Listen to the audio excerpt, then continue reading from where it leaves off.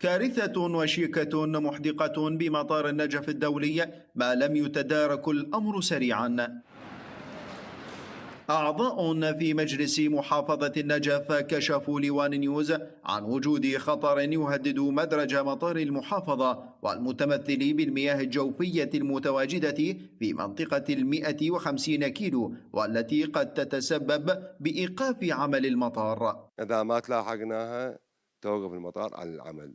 لازم لازم بأسرع وقت نتلاحق هاي يعني المشكلة، مو بس مشكلة، هاي اكو أعمال فنية خطرة، اكو مدرج في طريقة للخسف، ما يقدر يكون حجم هذه الخطورة. منطقة 150 كيلو اللي مقابل البرج، هاي منطقة خطرة، منطقة مياه جوفية، هاي يعني يوم عن يوم جاي تزيد. لم تخفي أوساط نجفية تخوفها من حدوث كارثة، خاصة مع هبوط طائرات ذات وزن ثقيل على المدرج، ما قد يهدد حياة الكثيرين من المسافرين، داعين الجهات المعنية إلى تحرك عاجل ومعالجة الأمر. طائرات الوزن الثقيل، الطائرات الكبرى للشركات الإماراتية، القطرية، الكويتية، ذني جاي ينزل بالمطار، فهاي من تخسف بها يعني تصير كارثة، محملة 300 شخص،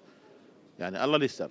فلذلك يجب أن توجد معالجة، يجب أن ينعمل مدرج ثاني عكس هذا الاتجاه. تفاجئنا بتصريح أحد أعضاء مجلس المحافظة أنه راح المطار وفق تقارير ووفق لجان هندسية أنه على في أي لحظة يخرج عن الخدمة، ويعني خروجه عن الخدمة بسبب اكو يعني انكسار او اكو مياه جوفية تحت المدرج، تحت مدرج يعني هبوط الطائرات، هذا يعني كارثة. وتبلغ عدد الرحلات في مطار النجف الدولي القادمة والمغادرة يوميا أكثر من 30 رحلة، وهو ما يستدعي أخذ التدابير اللازمة للحفاظ على سلامة المسافرين وإدامة عمل المطار.